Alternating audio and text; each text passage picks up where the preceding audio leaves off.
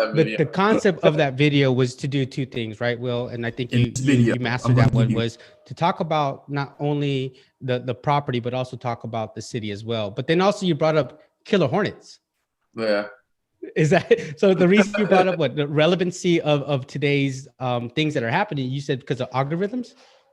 Yeah, so you got to think like right now when you're reaching out to the audience, you can do ads. It doesn't really matter, but the highest quality ads or the highest quality people to reach are the ones who are leading with intent.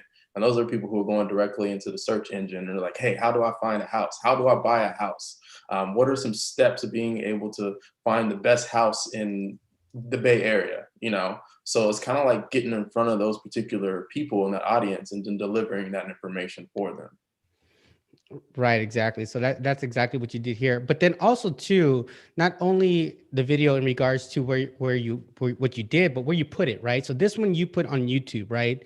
But here, this video that we're going to showcase right now, you chose to put it on IG.